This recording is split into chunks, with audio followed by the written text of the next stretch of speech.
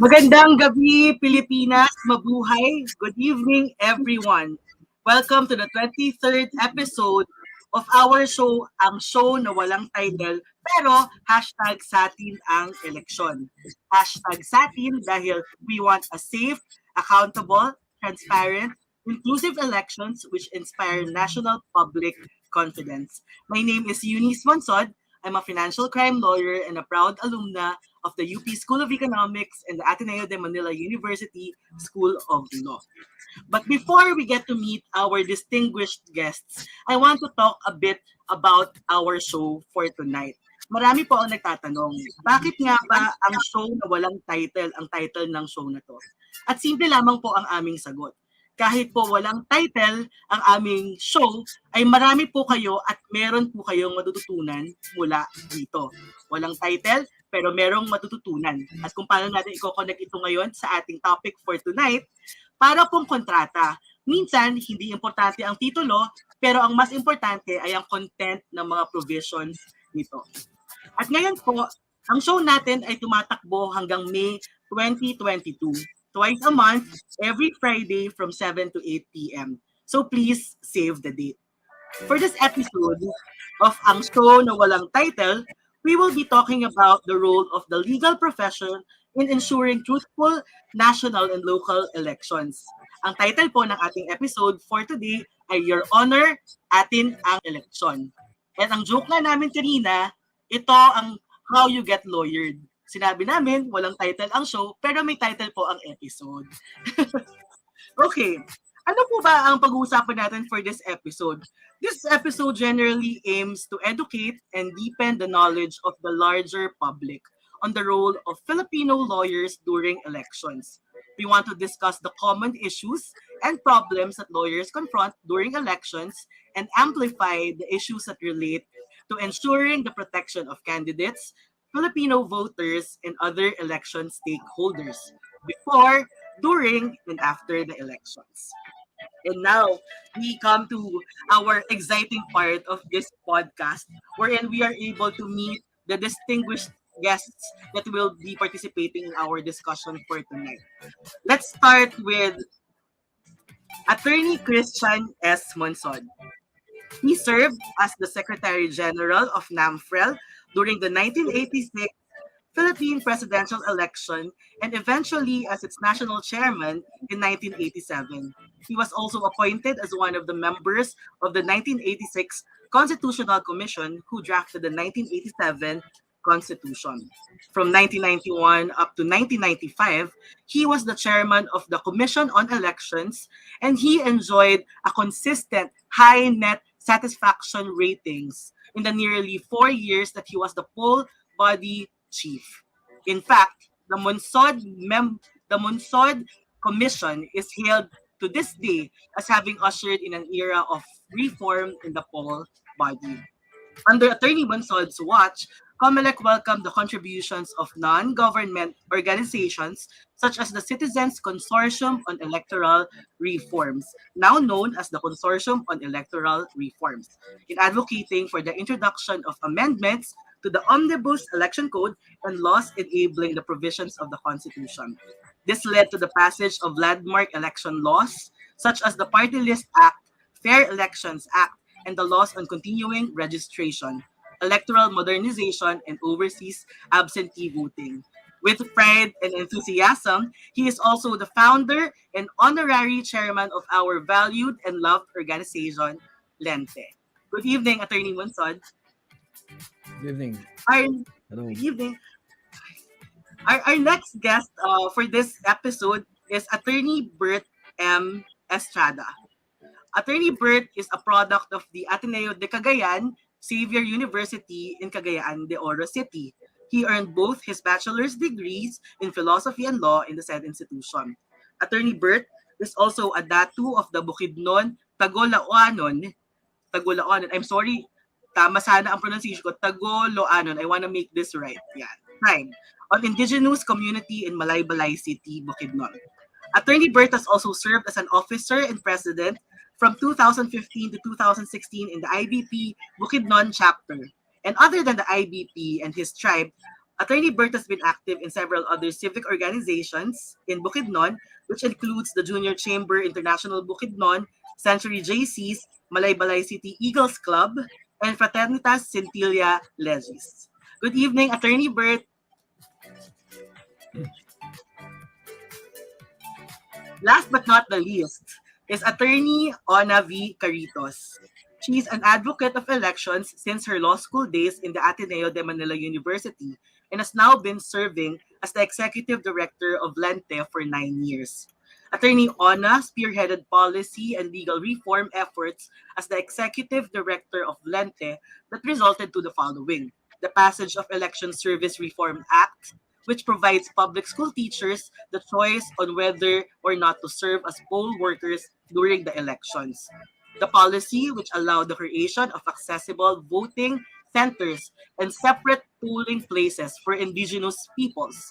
The creation and institutionalization of the Vulnerable Sectors Office in COMELEC, and the registration of websites, web addresses, official blogs, and or social media pages of candidates during the 2019 national and local elections in relation to the implementation of the Fair Elections Act.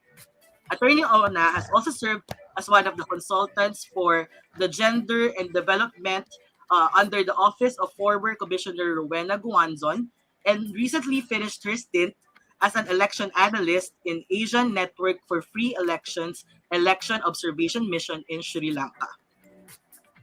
Good evening, Attorney Ona. Good evening, Denise. Good evening, Attorney Denise.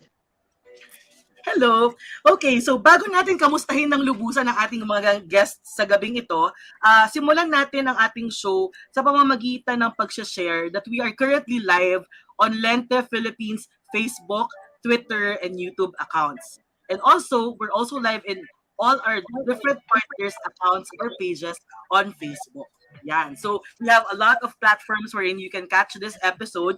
And also, Lente is very proud to present its official partners for the 2022 national and local elections. So, our partners are GMA Network, ABS-CBN News, ABS-CBN Bayan Mo, Ipatrol Mo, Rappler PH, hashtag PH Vote Coalition, Facebook, Twitter, Commission on Human Rights, Bantay Karapatan sa Halalan, Integrated Bar of the Philippines, Eleksyon 2022 Coalition, and the Asia Foundation Youth-led Kabilang Ka sa 2022 Coalition.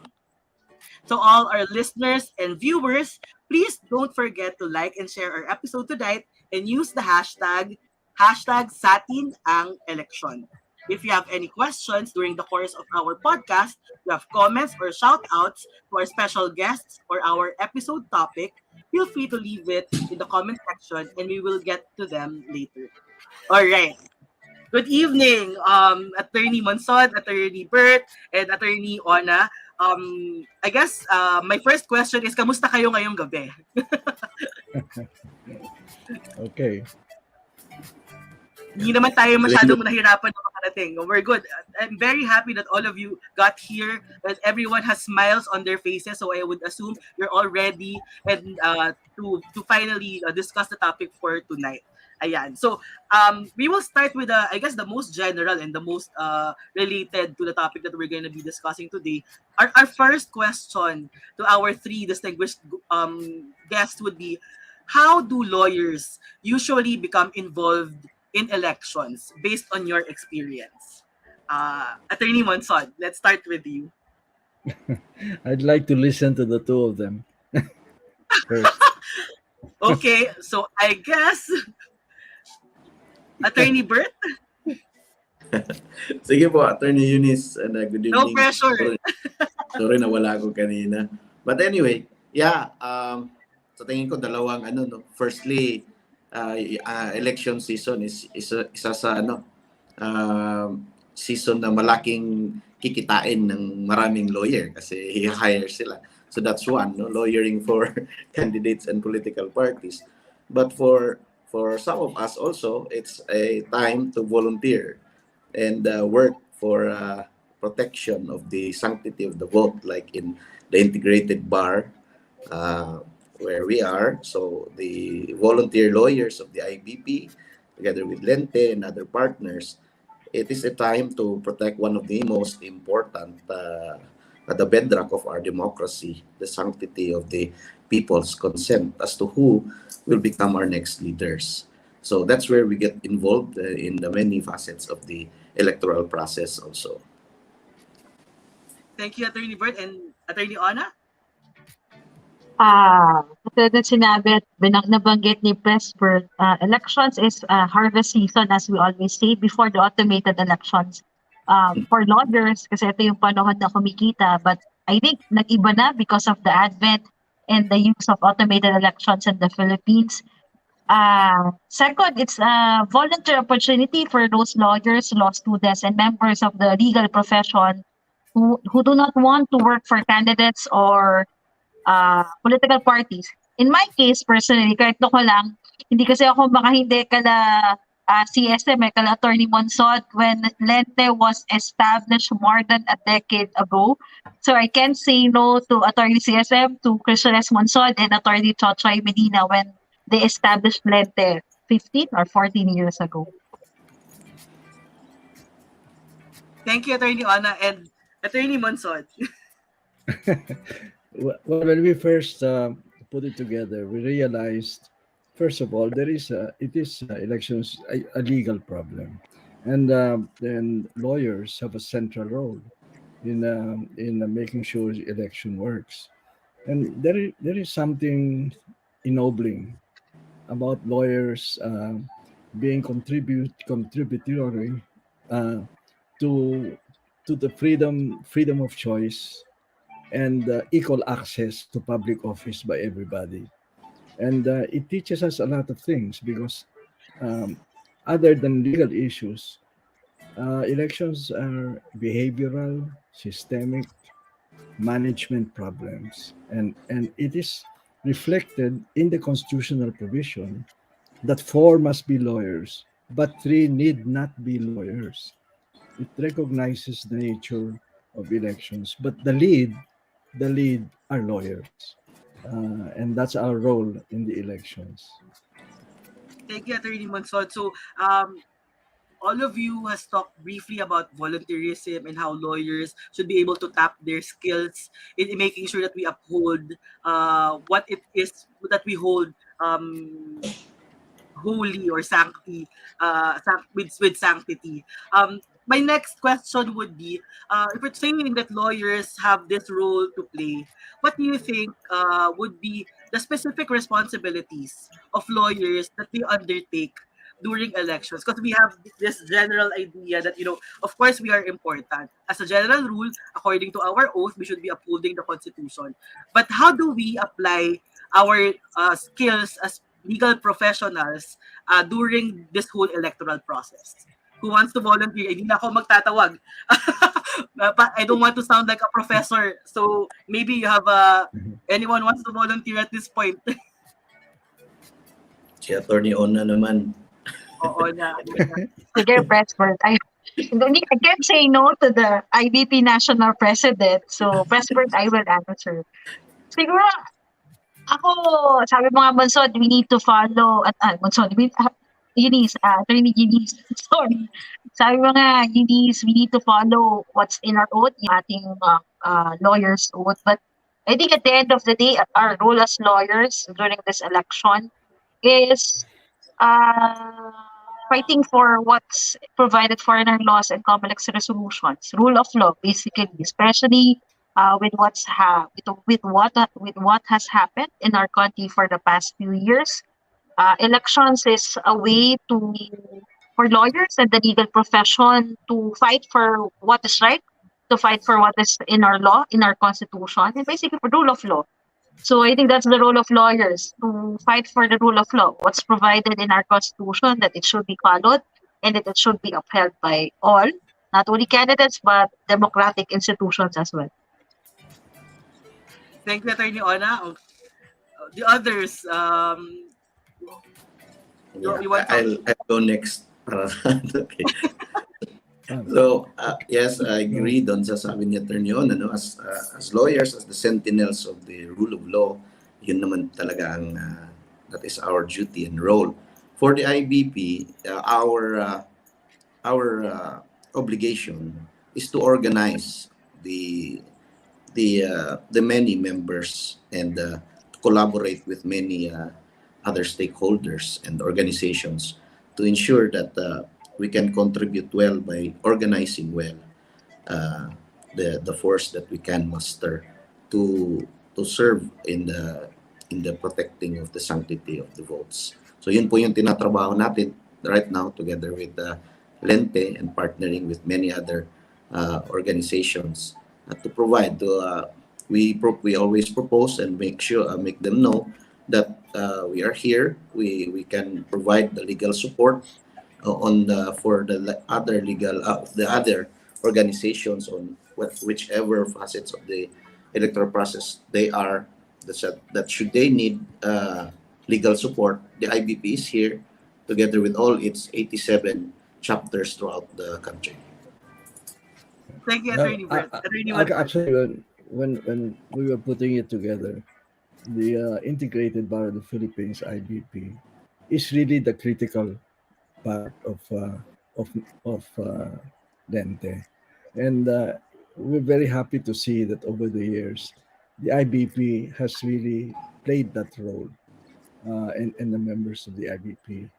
Now, when we talk about voter education and the Constitution, the surveys show that only 27% of our people know anything about the Constitution, um, and 73% know nothing or very little about the Constitution. Now, what more about the election laws? And what more about the election laws where the original Omnibus Election Code was written by the Marcos government in order to prepare for the snap elections. And since then, many things have changed, right? So during my time, for example, is when we said it's time to automate. But our concept of automation was to eliminate the massive or what we call wholesale fraud at the canvassing level. We did not think about automating the precinct uh, because there is a principle in elections that the vote must be private and the count must be public. And with automation, it's the reverse. The people get help on who they vote for and all before, particularly at the beginning. And it's the count that is private. And in fact, as we know, uh, about 30 countries, I think, have already gone back, have already stepped back from automation, and even our laws on automation should be reviewed because, correct me if I'm wrong, no, Bert and Ona, because our elections define modernization automation as merely a choice between scanning and direct recording. And I think our interpretation is it's more than just the choice of those two. So lawyers have a big role to play in educating people not only about what's in the Constitution but what's in the Omnibus Election Code. Just the other day, for example, when the Comelec tore down the signs and so on because they did not reflect the 2 by 3 size and all that, and intruded in private property in order to do it. Those are big questions, and they seem to have targeted one candidate. I don't know if everybody suffered the whole thing, but maybe they did that. But they went in private property without permission, and they tore down without notice. And Comelec, up to today, is firmly says that they had the right to do it, and they violated no law. That's why we need lawyers, right? Because who will protect these people from even the intrusion of the Comelec itself?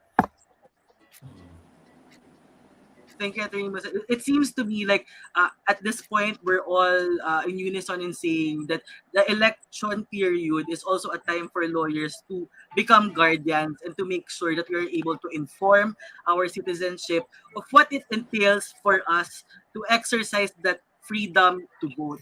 And coming from the different things that you pointed out, the very specific examples that have been pointed out, and ako personally also, even outside of the Omnibus Election Code, there are a lot of, I guess, practices that connect to how we can uphold the sanctity of elections. Like an example, like what I said earlier, I'm a financial crime lawyer, and there are a lot of things that could connect to how we can also guard the electoral process by upholding the law insofar as financial crime is concerned. And so my next question is, because we have we want to inform, we have to make them aware, and we're saying that us as lawyers, we have responsibilities that we need to fulfill. What do you think are the major challenges, ethical challenges that lawyers during the election process face? It could be based on your experience or from what you've seen in your experience or in your responsibilities at present. Yeah. So for me, Attorney Eunice, no? Volunteering, Attorney Bert. Yeah, volunteer na lang ako para but anyway, having worked for the IBP for more than a decade already as chapter officer and then now national officer.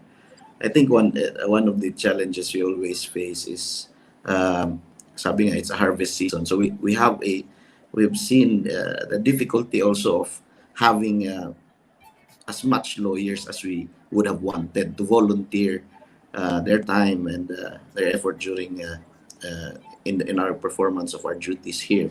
That is why we usually tap the law students and the new lawyers who we know are very idealists. No? So that's something that I don't know if it says something about when the lawyers grow up. Ano, but we're hoping that we can invite more lawyers really to volunteer this time, no, and to help us in performing this duty to supervise also our law students to show that that idealism that we had during our law school days and our early days as lawyers is still there.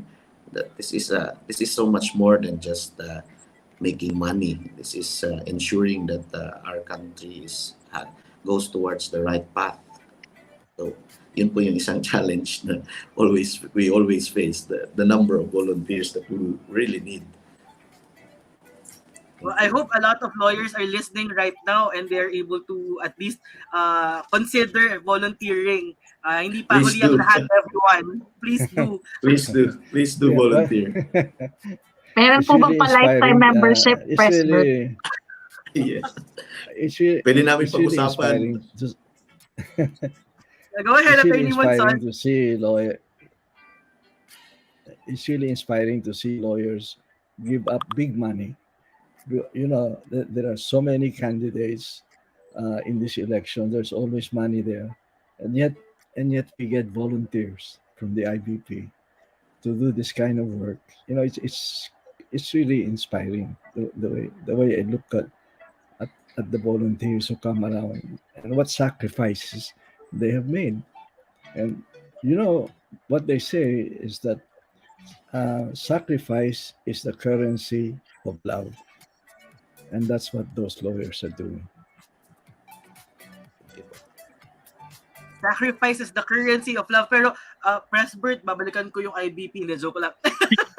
Babalikan ko yung IBP na pag-uusapan natin after this podcast. Attorney Ona, bukod sa panggagatong mo sa IBP lifetime membership, parang ethical challenge na yata ito. Inumpisahan mo na yung ethical issue dito eh. But, Attorney Ona, in your experience, anong mga ethical issues? I think sometimes when lawyers during the elections, and I've seen this personally, they use the law to threaten some members of the voting population because of the unfamiliarity. Eh, syempre, pag alam naman po natin lahat, di ba, Presbert, Attorney Christian Bonsol, attorneys, that pag abogado ka, iba talaga yung tingin sa'yo eh. Tapos pag abogado ka, kahit ano sabihin mo, yun na yung batas, yun na yung tama. And sometimes during the elections, lawyers tend to go overboard in their exercise of their in the exercise of their duty as a lawyer to one of the candidates, to the extent na some voters are disenfranchised.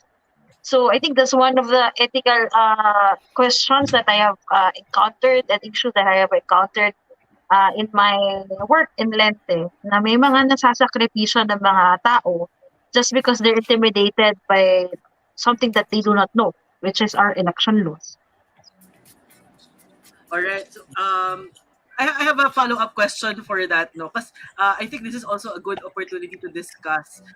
We know that lawyers are supposed to advocate for their clients, and sometimes if you're not a lawyer, it's very hard to understand. If you are advocating for your client, you have to make sure that due process is followed. Kayo, in your experience, because we're talking about ethical issues, what's your advice as to like where do you draw the line? I don't know. But how do you check yourself if you're still properly advocating or you're like using the law for an advantage that is not supposed to be there when you use it? Yan. Di ba? Malalim na, sorry. Yeah. Gusto ko na. Sige. I'll go ahead and again, Attorney Eunice. Akin, it's just the same, no, in handling any other case or client. But for me, early on, my dad being a lawyer as well, and a retired judge, early on in my legal career, he's always reminded me, and I've always also echoed what he told me, that you should always remember that we are not magicians. We are not. We cannot solve all the legal woes, problems, or desires of our clients. That we just need to work with zeal, but always within the bounds of the law. That we have to know how to tell our clients what the law is, and that the real scenario of the legal issue. That's a problem sometimes, because some lawyers uh, want their clients to think that they can solve any and all problems, and that's why they tend to go overboard and beyond the law. So I think that's very important. The young lawyers and law students always be reminded that we are not magicians, that they can always solve all of this, and that our first obligation is towards the law itself. Not So we remind also our clients of what the law is, and not try to always help them go uh, with their problems, legal issues nila. So yun po, yun yung isa na nakikita ko na. Thank you, Attorney Bert. Attorney Ona, Attorney Mason, you want to add to that, or we just agree with Attorney Bert? Okay. Ako, I agree with Attorney Bert.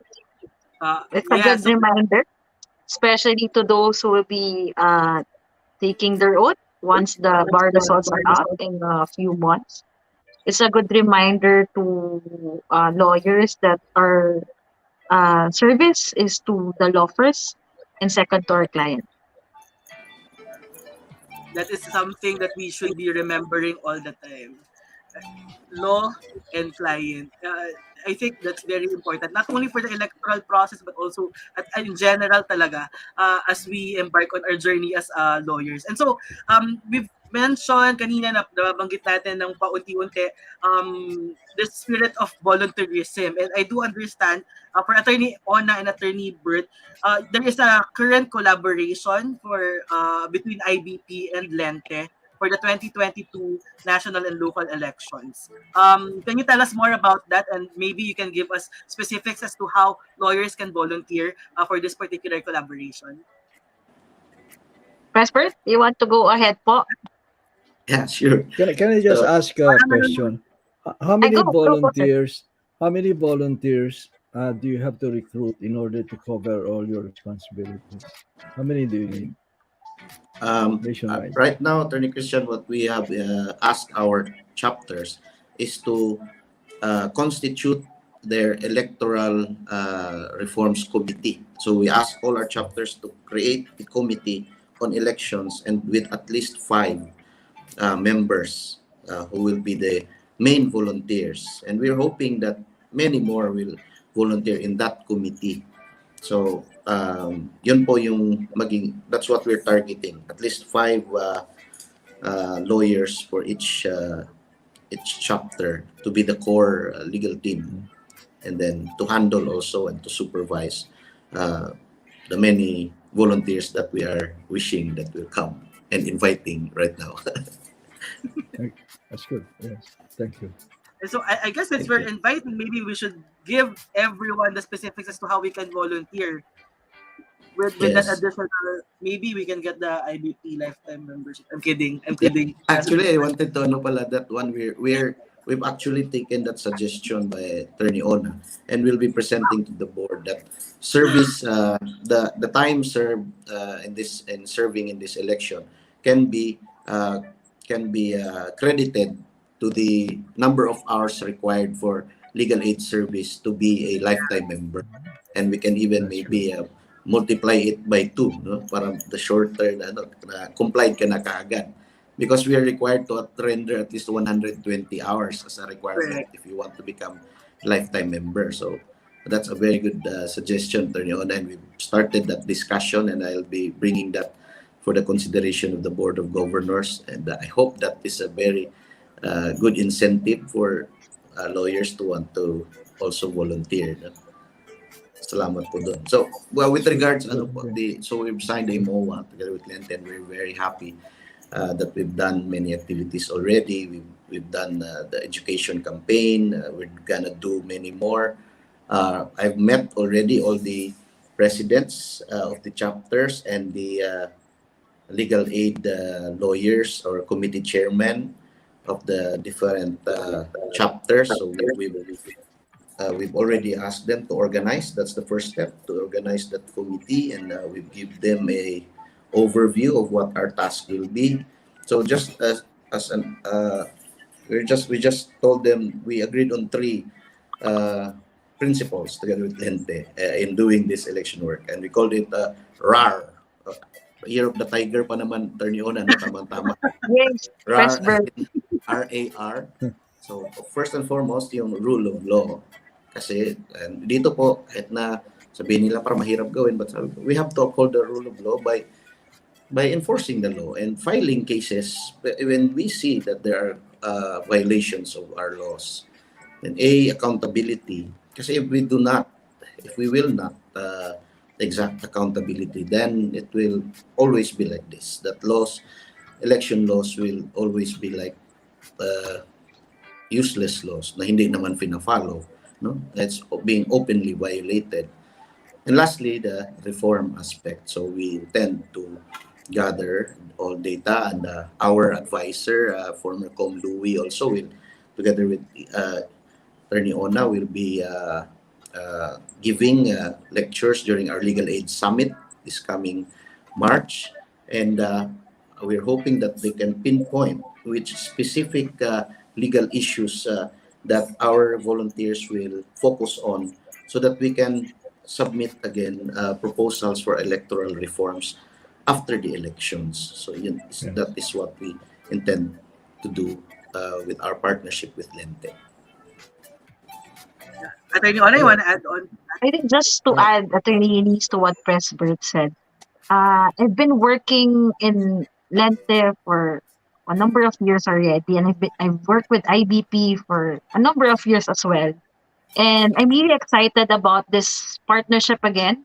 Excited na naman ako before, but eto ngayon, what President Bert is offering to the table and to everyone using the IBP network. Usually the focus is on conducting public education activities, but this is the first time that we're hearing that IBP would also focus on pursuing accountability, because impunity is one of the bigger election problems in the country. People violate laws without regard if ever they will be imprisoned or charged for it, because they believe that wala naman makakasuhan hindi naman ako makukulong dyan. So IBP is taking a big step in pursuing, and hopefully we can file cases against a few violators, just to set out an example na hindi naman lagi Pasko. na someone will be hold accountable for election violations. Next, yung forward-looking na hindi lang ang election na election day. I'm really happy with what Presbert and the whole IPP Board of Governor is taking this direction in this election in pursuing election reforms, in looking at changing our election laws to make it more responsive to what's happening right now. Kasi in previous reiterations or partnerships between IBP and LETE, lagi it's just focused on public education and accountability. This is the first time that IBP is doing post-election work. So, thank you po talaga, Presbert, for taking the lead in RAR, in taking back our elections, RAR. Atin ang eleksyon. Yes. Thank you, Atin Pres. ang election RAR. Okay, so thank you for that, Attorney Bert and Attorney Ona. So I guess my next question would be for Attorney Monson. After hearing Attorney Ona and Attorney Bert talk about this collaboration, what do you think are the electoral issues or areas of focus that the IBP and Lente should be prioritizing at this Well, point? number one is to do a review of the Omnibus Election Code in the light of all developments, right? With all the technology developments and social media and so on, you really have to update the Omnibus Election Code. Uh, in elections, there are two things we look out for: is the quality of the process, because elections, the procedures partake of the substance of the law. So it's the quality of the process. And the second is the quality of the vote. In the quality of the process, we're talking about structural changes, for example. And in the quality of the vote, we're talking about things like how do we handle private armies. I was just talking to the expert on this on international alert, and they just submitted a report uh, 2 days ago that there are reports of new 20 new private armies in Mindanao. Now, this is in addition to existing private armies of political dynasties all over the country. And the other information that was very interesting is that the concentration of uh, of unlicensed firearms uh, is NCR, other than Mindanao. It's NCR, and there are supposed to be 2 million unlicensed firearms in our country. Even our customs are part of it. If you look down, I'm told, at the number of imports of firearms, is 33 or 35% of the real exports to us of the countries. So you can imagine that big problem. And I hope it's not going to be a problem in the 2022 elections, especially if it is very close. If the election is very close, then a lot of things happen. The second reform is the use of money. And related to this is access of candidates to radio, TV, and now social media. Right? If right now it's very defective, right? The limits of how many hours we thought were per station, they interpreted as for the whole for the whole system, they interpreted as applicable to individual radio and TV and so on out there. That's terrible. You have to have a lot of money uh, to be able to do that. And in 1992, we Comelec had the power to allocate radio and TV time, and the media uh, gathered together. Their lobbying in Congress and passed a law that really amounted to no limitations. And that's where the poor candidates have no chance under the law. So that must be changed. We also have to change the dysfunctional political parties. Uh, we have to do something about that. And of course, we need an anti-dynasty law. And second, we need to reform the party list system. Right? We need to have an anti-dynasty provision in that party list system, and we have to close the loophole that they can be nominees if they have a track record of advocacy. That's why you have a resident of Forbes Park representing security guards and tricycle owners. And on that other side, I don't think we should appoint or allow party lists where they have no legitimate agenda, legislative agenda or platform. I mean, how can tricycle owners have a unique platform, national platform, things like that? There has been so much abuse on the side of the COMELEC and too many mistakes in Supreme Court decisions on the party list system that we must correct. Thank you, Attorney Monford, for those very specific points of focus that we should be prioritizing. From the side of IBP and Lente, Attorney Bert, Attorney Ona, at this point, do you see those that were mentioned by Attorney Monford as things that can be done in a short period of time? Or, I mean, at this point, what are the initiatives that we connect to those things that need to be prioritized according to Attorney Monford? Yes, first, I'd like to thank Attorney Christian for all those pointers, and we take due note of those. And yun po yung isang gusto namin na we get focused on some important issues na yun yung magiging contribution natin for the electoral reforms later on. Yun po, yung sa isa po, yung political dynasty, matagal na po namin pinag-usapan din. And I learned na way back in 2007, no, there was already an attempt also by IBP to mount a initiative and referendum, no, or using our chapters. But I think there were some problems also. That's why it did not take off. So we're looking at where the problem lied, and then we can try to avoid the problem and hopefully be able to mount again that initiative and referendum. I've been told that it was already prepared. There's already the paperwork's already there. The studies are there. So that's one specific area na we would like to be able to contribute later on, and using our experience during this election to show how it still affects the electoral process, the presence of these the political dynasties. Thank you, Attorney. Attorney Ona, on the side of Lente, what do you think are the election measures that need to be passed? Aside, well, you can just agree with what Attorney Monson said, or if you have other things in mind. Insofar as passing laws in Congress, do you have other things that you want to be pushing for, considering also the experience that you've had for the past 9 years? Well, kailangan pa bagitin yung 9 years, Attorney Eunice. Parang, that's 10 of my goals. I'm an attentive host. Being an attentive host.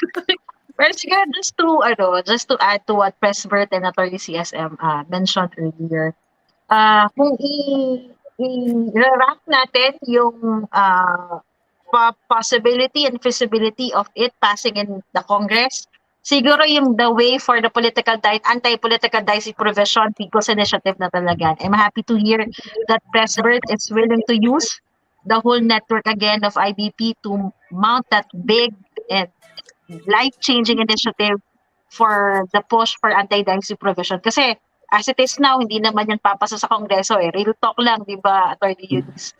But I think what's feasible to talk about in Congress after the May elections is revamping our election laws. Our omnibus election code is older than you, Eunice, and it's older than me by 2 years.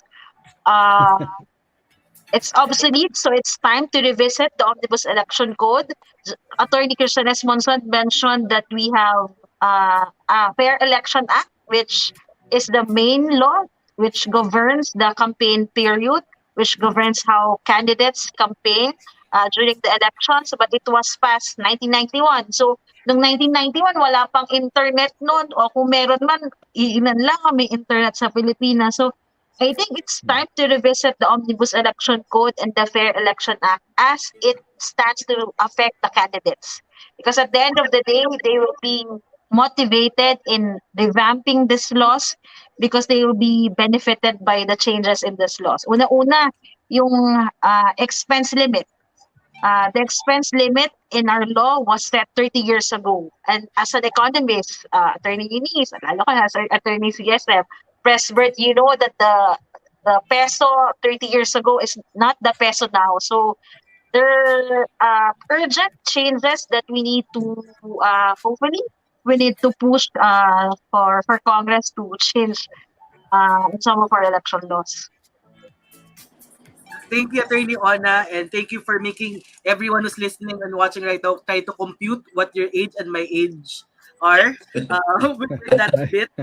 Your way to, I have one more. I have one more advocacy. Attorney I have CSF, one go more ahead, go ahead. People always say, "How can we do it?" We cannot pass legislation because the political dynasties block this kind of reform. I always say that EDSA was not only about restoring democracy; it was the promise of a new social order. Every administration since EDSA has failed in delivering on the new social order. So, that's 35 years. The poor have been waiting. So, I always say that uh, I don't think we will have real change until we have a new generation of leaders from the poor. That's why, to me, the December 2022 barangay elections is a first step towards real change. And I'm glad that we have national organization at IBP. We will have the parishes. I'm advocating with the bishops to identify the poor in the barangays who are good and have their values and all, and campaign for them to be voted on, because barangay elections is supposed to be a non-partisan election, correct? Correct. That's the first step. And then after that, if the poor have control of over 50% of the 42,000 barangays, we go to the municipalities in the next election. Then we go towards the provinces in the next election. Until I have 3 or 4 elections, we have a new generation of leaders who come from the poor. That's the only time we will have real change in this country. That is a very interesting but also very feasible parang roadmap for a next generation that will establish a new social order. It's like planting the seeds. It's Literal like grass. we must all be long distance runners, right? We're committed and we have endurance. Um, Yes. I'm already at the end of it because I'm 85 years old. But I hope the young lawyers who are volunteers in these elections will volunteer again in a broader scale for the barangay elections. To me, in fact, that's the most important re- um, uh, uh, what do you call it, political unit in our country. The quasi-judicial, quasi-legislative, quasi-executive powers. Can you imagine that? If the poor controlled the barangays. I totally agree that in corporate parlance, I suppose this is what we call we have to listen to our frontliners at this point because they're the ones who are there and who understand what really the experience is. And if they understand it and they get to lead, then we probably, well, hopefully, get to the kind of nation building that we've been dreaming of for the past years. I can only speak for a few decades. Attorney Christian, Attorney Bird, Attorney Ona, everyone hopes and dreams. But to have a real roadmap, and maybe that's something that we can pass on to people who are here listening or in our daily conversations talaga. We have to encourage uh, people push lang, ganyan. Push lang natin until we get to where we want to be. Okay, so after all these things, talks about collaboration, what needs to be done, what is currently being done, I want to connect again and go back to what this whole episode is about, the significance, the role of the legal profession in the election process. But also, I want to connect generally to all lawyers and yung sinabi nga ni Atty. CSM, the younger ones who are starting their careers in the legal profession. Kasi the recently concluded bar examinations, it has been highlighted that there is really quite a need for more lawyers to fill the gaps in the election process. And this is something that Attorney Bert has been talking about kanina, and Attorney Ona, and Attorney CSM, that we really need to be there and fill those gaps and to accomplish the much needed reforms that we want to achieve. In your words, and because I think this is something that should resonate, what would be your message to these young hopefuls? O, di ba maka-young hopefuls tayo? Young hopefuls and future lawyers who aspire to be part of the legal profession. Tapos na yun, yung mga abogado, okay na yan. Yung young lawyers at yung mga nangangarap pa lang to become lawyers, what would be your message to them in light with this topic today? Sino gusto mag-umpisa? Ay, ito lang. Parang pang Miss Universe. Sige, Parang pang Miss ako na Universe. lang Eunice. Ako na lang muna Eunice. Tapos si Sige, Atty. Presper, tapos si Atty. CSM. Ah, siguro yung message ko to future members of the bar, especially those who just took the bar, 2020-2021 batch. Matagal, ano muna, sacrifice muna for the country. Work in the government, work for an NGO, volunteer for an NGO, volunteer in this election, because you have a lifetime ahead of earning money as a lawyer. But sometimes may mga pagkakataon that we are called by the country, such as in a situation like this, in an important election like this, which will determine the fate of our country in the next 6 years. I think there are important times in our country's life that we need to step up and that we need to sacrifice yung job opportunity, because there yung mga panahon na ganito that we are given an opportunity to take on a role bigger than ourselves. So hopefully for the young lawyers, heed the call of the country, especially now that our country needs young legal professions, legal lawyers like you, like young lawyers like you, to help us, to ensure that the elections that we will have, the results of the elections that we will have this coming May, is really reflective of what people really want and who people elected in the elections. Thank you, Attorney Ona. Attorney Bert. Yeah, Attorney Eunice. So I like what I heard from Attorney Christian earlier, that sacrifice is the currency of love. And the only way really, if we all learn to really love our country. And one thing I also heard is that service is the action word for love.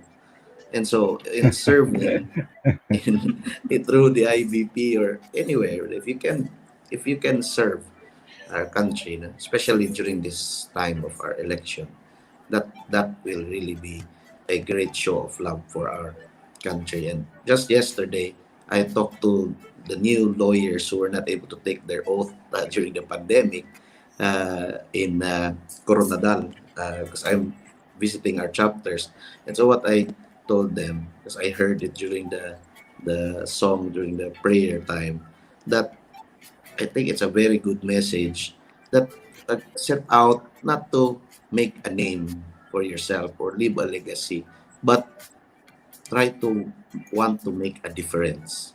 Not a name, but to make a difference. Even how small will go a long way for our country. Yun na po. So, sinasabi po namin palagi, serve the country, hail the IBP. Thank you, Attorney Bird. Very inspiring. Uh, Last but definitely not the least, where Attorney. if you look at our history, we've had this problem of poverty and inequality for centuries. History has not been kind to our poor, and democracy has not been meaningful to them until now. So it's up to us to make sure elections work for democracy. And to me, my favorite saying is what Albert Camus said when he got the Nobel Peace Prize. He said that we must put ourselves at the service not of those who make history, but of those who suffer it. Thank you. Thank you, Attorney Monsod. And I guess I hope this is how we end the strongest note with this podcast. I want to thank, syempre, Attorney Christian Monsod, Attorney Bert, and Attorney Ona Caritas for well, this opportunity to talk to you about how the legal profession can be of significant value and would have significant role in this electoral process. And I think um, a lot of the things that we've talked about tonight would resonate and would really inspire people who will hear this. And hopefully, that's the hope. It will spark some nationalism, spark some level of sacrifice from their need or their want for sacrifice. Because ako, after this, I would remember yung linya na sacrifice is the language of love and service is probably how you manifest it. And I will remember that because, it can apply to all kinds of professions. And now we're talking about the legal profession. I will apply that also from my end. So thank you again. And unless you have Thank you. closing remarks or but I'm really very thankful for this opportunity. And I think we want to thank everyone who are here through the different platforms that we are live in. Thank you, Attorney Christian, and thank you, Attorney Bert. And to close this show, I want to, syempre, say that the campaign period of the national candidates has officially started. So please, everyone, after this, if you've liked this episode, or if you want to know more about the electoral process, we have other episodes that are also posted in Lentes official platforms. Please look forward to Lentes' current public education activities too, and some voters awareness campaigns. Ang show na walang title is also on Spotify. So if you want to revisit some of the episodes, the previous episodes are also posted on Spotify. The title is Ang Show na Walang Title. Please subscribe also to our Scrib account on Lentes bi-monthly newsletter. So Lentes bi-monthly newsletter on Scrib, it's called Aninaw. And on our TikTok account, sumasayaw yata si Attorney Ona doon sa TikTok account, I'm kidding, at Lentes Philippines. So please follow also on TikTok. So again, see you all. And we thank you for joining us tonight, and I hope after this that you at least learn something. Katulad ng pangako namin kanina bago kami nag-umpisa, ang show na to ay totoong walang title, pero meron kayong matututunan. This is your host, Agnes Monsod, and I say good night. Mabuhay ang Pilipinas, sa atin ang eleksyon. Salamat.